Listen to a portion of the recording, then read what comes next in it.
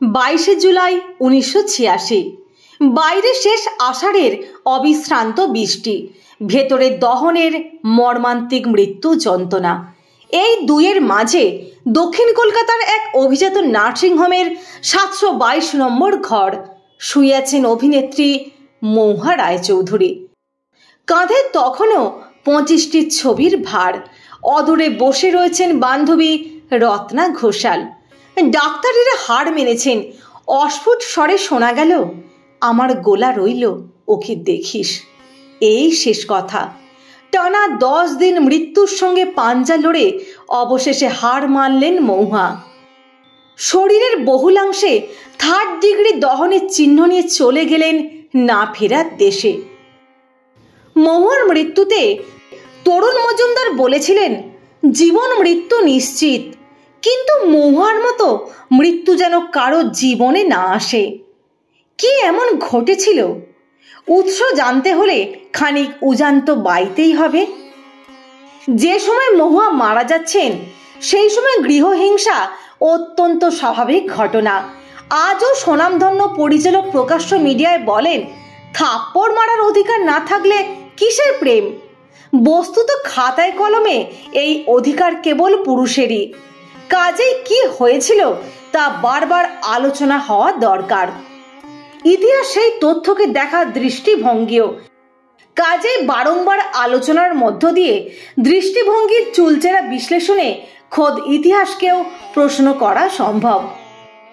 মহুয়ার অস্বাভাবিক মৃত্যু বাংলায় তোলপাড় ফেলে দিয়েছিল। সংবাদ মাধ্যম যেমন নানা রসালো গল্প ভাঁজছিল, তেমনই পাশাপাশি চলছিল আইনি তদন্ত। শোনা যায় স্বয়ং জ্যোতি বসু নাকি মামলাটি দেখাশোনা করছিলেন। মাত্র 13 বছরের অভিনয় জীবনে যে কি পরিমাণ জনপ্রিয়তা অর্জন করেছিলেন তিনি, তা আলাদা করে বলার অপেক্ষা রাখে না। মাত্র 28 বছরে মৃত্যু। সে মৃত্যু তদন্ত তদারক করছেন রাজ্যের মুখ্যমন্ত্রী।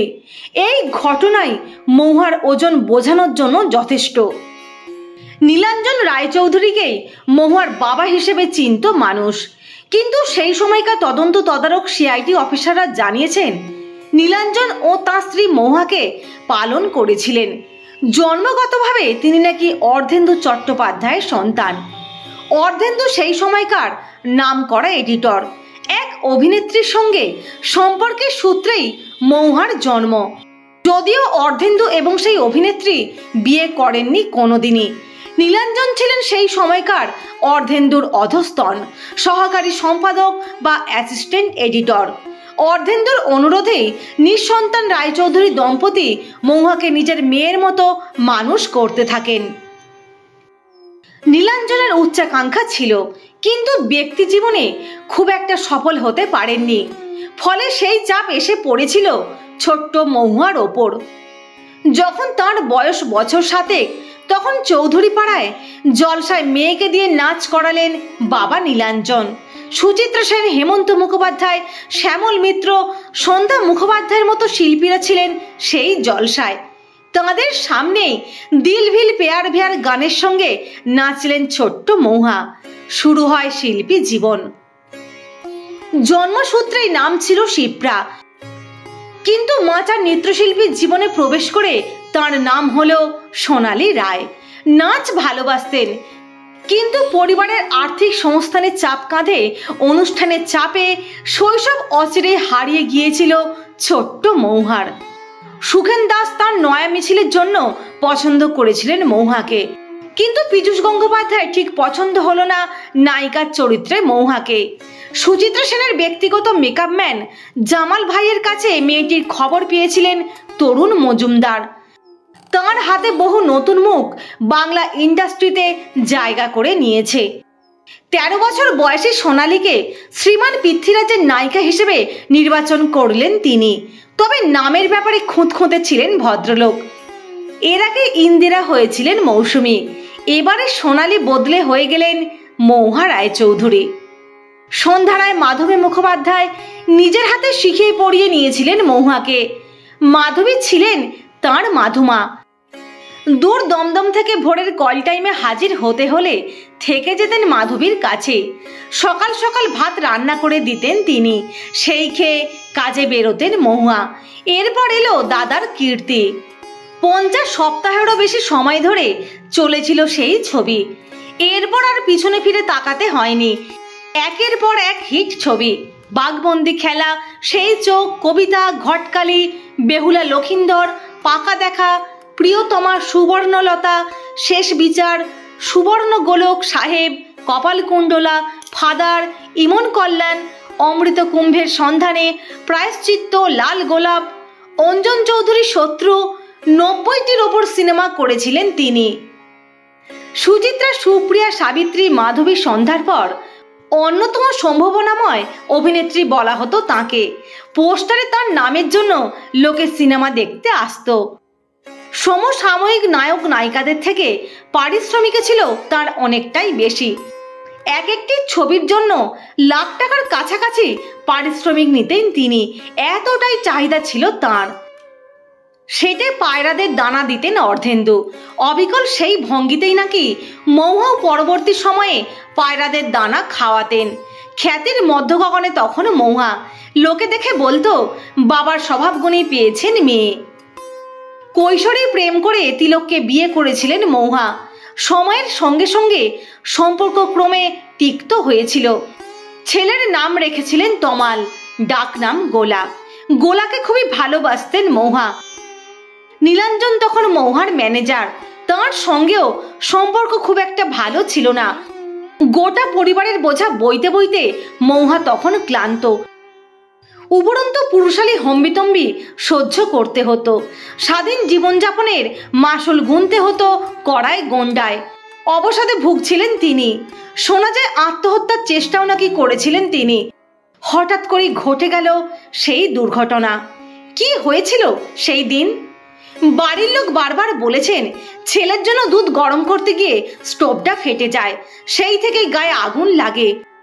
মেনে নেওয়া যেত এই গল্পটা যদি না রান্নাঘর থেকে অক্ষত শুকনো অবস্থায় স্টোভটা উদ্ধার না করত পুলিশ। রান্নাঘর পরিপাটি, কোথাও বিস্ফোরণের ছাপ নেই। এত নিট অ্যান্ড ক্লিন স্টোভ বিস্ফোরণ পৃথিবীর কোথাও হয়েছে কিনা সন্দেহ। স্টোভে এক ফোঁটাও কেরোসিন নেই, অথচ চিকিৎসকরা বারবার দাবি করেছেন হাসপাতালে নিয়ে আসার সময় সারা গায়ে কেরোসিনের গন্ধ ছিল মহুয়ার। প্রশ্ন ওঠে, বাড়ি ভর্তি পরিচালক পরিচারিকা থাকা সত্ত্বেও পার্টি থেকে ফিরে ক্লান্ত অভিনেত্রী ছেলের জন্য দুধ গরম করতে যাবেনি বা কেন? মহুয়ার চোখের কোণে, পিঠে এবং শরীরের আরো কয়েকটি জায়গায় কালশিটের দাগ। তবে কি মারধর করা হতো তাকে? তিলকের পা মচকে গিয়েছিল, কিন্তু সেটা কিভাবে হলো? খুব স্বাভাবিকভাবেই একটা দ্বন্দ্বের সম্ভাবনা থেকেই যায়। শুধু তাই নয়, দুর্ঘটনার পরপর মহুয়ার মৃত্যু 3-4 দিন আগে তিলক, নীলাঞ্জন এবং মহুয়ার যৌথ অ্যাকাউন্টগুলো বন্ধ করে দেওয়া হয়। মুখের ডান দিকে একটা বিচিত্র ক্ষত চিহ্ন ছিল মহুয়ার, যা বেদম প্রহারে মুখ ফেটে বা থেঁতলে গিয়েই তৈরি হওয়া সম্ভব। নীলাঞ্জনের বয়ানে একটা কাপড় পুড়ে মুখের ওই স্থানে আটকে গিয়েছিল। ছাড়াতে সমস্যা হয় মহুয়া ওটা ব্লেড দিয়ে কেটে নিতে বলেন। 70% 3rd ডিগ্রি বার্ন নিয়ে এই উপদেশ দিচ্ছেন মহুয়া, এটা কি বিশ্বাসযোগ্য? প্রচন্ড আগুন থেকে মহুয়াকে বাঁচাবার প্রাণপণ চেষ্টা করেছিলেন তিলক ও নীলাঞ্জন, কিন্তু কিভাবে দুজনেই অক্ষত ছিলেন? শুধু নীলাঞ্জনের 3টি আঙুলের মাথায় সামান্য আঘাত ছিল, এটা কি বিশ্বাসযোগ্য? দুর্ঘটনা ঘটেছিল রান্নাঘরে, অথচ বেডরুম এবং বিছানা খুবই বাজেভাবে পুড়ে গেল। সেটা কিভাবে? স্টোভ ফেটে বিস্ফোরণ হলো আর মহুয়ার পিঠ, তলদেশ এবং উরু ঝলসে গেল। কোন যুক্তিতে এই বয়ান সমর্থন করা যায়? পরিবারের তরফ থেকে কোনো এফআইআর করা হয়নি। এমনকি মরণোত্তর শ্রেষ্ঠ অভিনেত্রী যে পুরস্কার পেয়েছিলেন তা তপন সিংহের কাছেই রয়ে গেল। পরিবারের কেউ সেই পুরস্কার গ্রহণ করতে এলেন না। কিন্তু কেন এলেন না? দামাস্কাস আন্তর্জাতিক চলচ্চিত্র উৎসবে সেই পুরস্কার দেয়া হয়েছিল মহুয়াকে। অথচ নিজের বয়ানে কাউকেই দোষী করেননি তিনি। সে কি ছেলের মুখ চেয়েই করেননি? বন্ধু রত্না ঘোষাল জানিয়েছিলেন, তিলক ছিল ছেলেবেলার বন্ধু, ওদের প্রেম ছিল কৈশোরে, ভালোবাসার অভাব ছিল না, কিন্তু প্রাত্যহিক বোঝাপড়ার অভাব ছিল। মৌয়ের মনটা ছিল বিরাট, কিন্তু মদ খেলেই কেমন যেন পাল্টে যেত। পুরুষ চাই তখন। নেশাগ্রস্ত অবস্থায় কি যে করতো, কি বলতো, কোথায় পৌঁছতো তার কণা মাত্র মনে থাকতো না। পরের দিন সকালবেলা ঘুম থেকে উঠে শিশুর মতো জিজ্ঞেস করত, সত্যি মাটু, আমি এরকম করেছি, কেন করলাম বলতো? সেই সরলতা আরোপিত নয়। কার সাধ্য তাকে অস্বীকার করে? তিলককে তবে কি ধরিত্রীর মতো সহনশীল হতে হয়েছিল? সেই ধৈর্যের রাশ আলগা হয়েই কি এই দুর্ঘটনা? কিসের থেকে এই বিপরোয়া জীবনযাপন, শিকল ছেঁড়া দোলাচল? অতি সাধারণ পরিবার থেকে হঠাৎ পাওয়ার খ্যাতি, দুরন্ত আবেগ, অথচ সাধারণ মেয়ের মতো স্বামী সংসারের আকাঙ্ক্ষার অনিয়ন্ত্রিত আন্দোলনে পায়ের তলার জমিটা কি বড় নরম হয়ে গিয়েছিল? নাকি শৈশবে বিকৃতি আর লালসার শিকার হওয়া সংবেদনশীল মনটা রক্তাক্ত হচ্ছিল বারবার? একাধিকবার মহুয়া আত্মহত্যা করার চেষ্টা করেছে। বন্ধু রত্না ঘোষাল জানিয়েছিলেন, প্রচণ্ড মদ্যপ অবস্থায় সেদিন বাড়ি ফিরেছিলেন মহুয়া। সেই অবস্থাতেই আত্মহত্যা করেছিলেন তিনি। মাধবী মুখোপাধ্যায় মনে করেন, পরিবারের মধ্যেই শত্রু ছিল মহুয়ার, শ্বশুর এবং আরেকজন ব্যক্তিত্ব যাকে কাকা বলে ডাকতেন মহুয়া। আত্মহত্যা এটি কোনো মতেই নয়, কারণ আত্মহত্যা হলে আগুন লাগবে সামনের দিকে, পিছন দিকে লাগবে না। আমাদের 10টা হাত নেই বলেছিলেন মাধবী। মহুয়ার মৃত্যুর তদন্ত বেশি দিন হয়নি, হঠাৎ করেই বন্ধ করে দেওয়া হয়। ফলে আজও তাঁর এই অস্বাভাবিক মৃত্যু নিয়ে বহু প্রশ্ন রয়ে গিয়েছে। এমনকি এমনও তথ্য ভেসে বেরিয়েছে হাওয়ায়, নীল ছবির চক্রে জড়িয়ে দেওয়া হয়েছিল মহুয়াকে। কে বা কারা জড়িয়ে দিয়েছিলেন তাই নিয়ে সংশয়ে রয়েছে আজও। এক প্রবল সম্ভাবনাময় অভিনেত্রীর এহেন মৃত্যু দগদগে ক্ষত রয়ে গিয়েছে গোটা বাংলা সিনেমার জগতে।